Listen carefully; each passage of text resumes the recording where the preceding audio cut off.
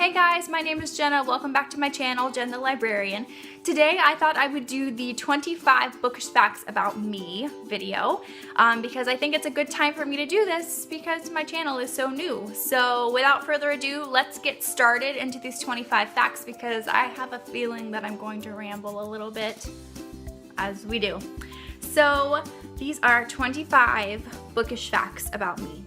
Number one is that I used to be super picky about the books that I chose to read. They had to be like a very specific type of book, and I don't even really know how to describe this type of book. I really enjoy books about books and fantasy, so those tended to be the books that I would reach for the most. But since starting BookTube, I've started to read more widely. So the first fact is that I used to be super picky, but now because of BookTube, I am choosing to be more brave about which books I choose to read.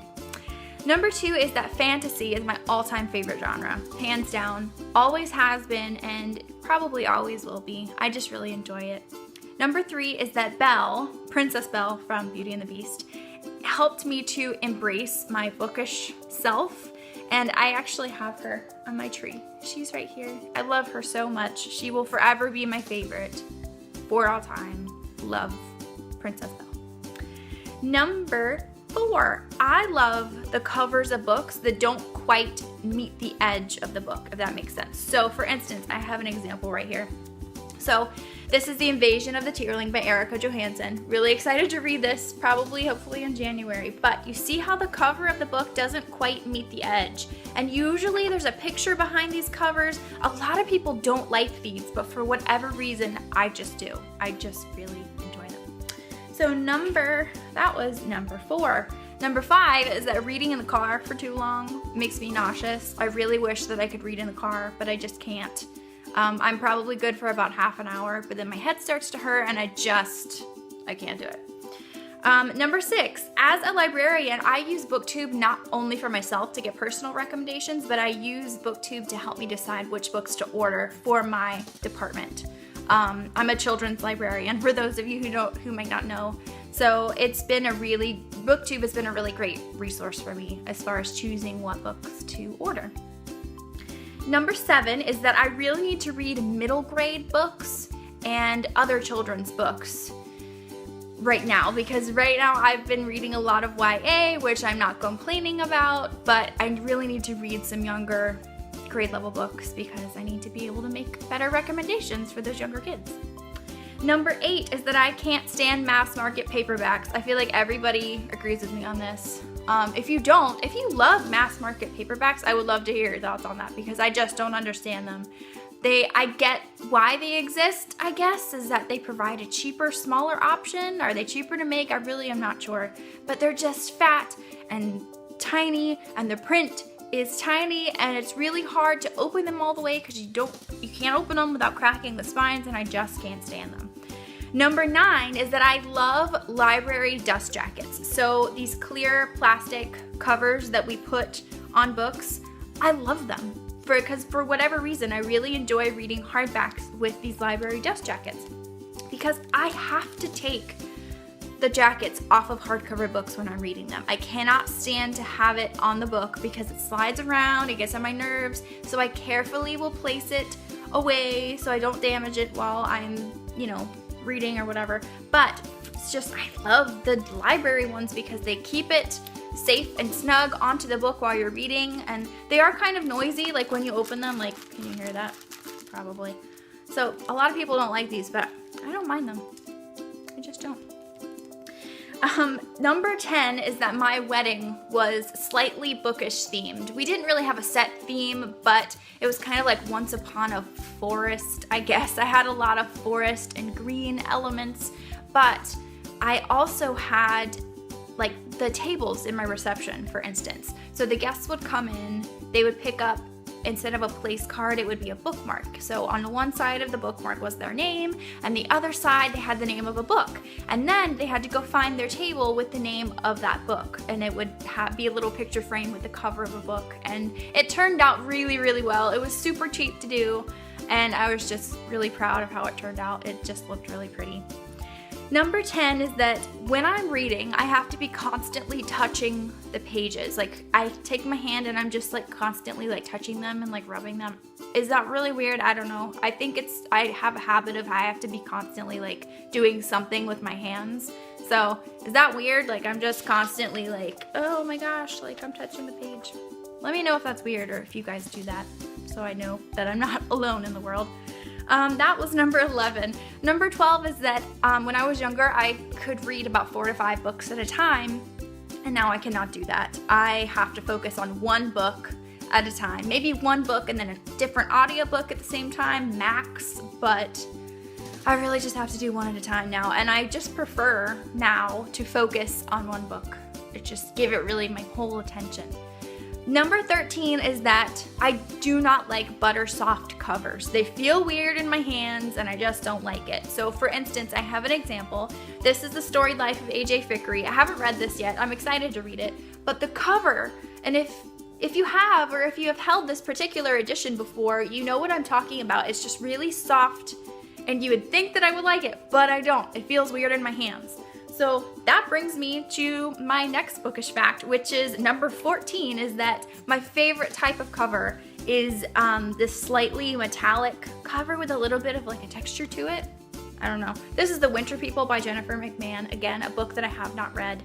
I'm excited to read it though. I've heard it's really creepy and cool. Let me know if you've read this down below and let me know if it's like really scary, because I don't do like really scary books. So anyway, the cover on this book is what I'm talking about. It's slightly metallic and I just really like the feel of it. So that was bookish fact number 14. Number 15 is that, this is really sad, I lost all of the original Harry Potter book covers on my hardcover Harry Potter books. I still have all the original books when I was younger. They're the American hardcover editions, and I'm just really sad that I don't have the covers anymore because they're beautiful. So I wish there was a way that you could just buy just the dust jacket of a book. I'm pretty sure that does not exist at all, but I wish it did, because then I wouldn't have to spend money on a whole new set. But who minds that really? I mean, if I have to do that, oh well. Okay, number 16 is that I have read 53 books out of my Goodreads goal of 41 books for 2016. So 41 might sound like a random number, but 41 books is one more book than I read last year. So in 2015, I read 40 books. So my goal for this year was to read at least one more. So my goal was 41. This year, however, I've read 53 and counting. So however many books I end up reading in 2016, I'll need to read at least one more than that in 2017. If that makes sense. So I'm doing really well. I passed my Goodreads goal this year. Number 17 is that I cannot resist the pull of Books A Million. In my area, we have 2 major bookseller chains, and that is Barnes & Noble and Books A Million. I love both of them. I love all bookstores, really. I do believe that they're really expensive, so I try to order books online and obviously check them out from the library. But if I really want to own a book, it's hard for me not to buy one at these stores. I try to resist, but it's really hard.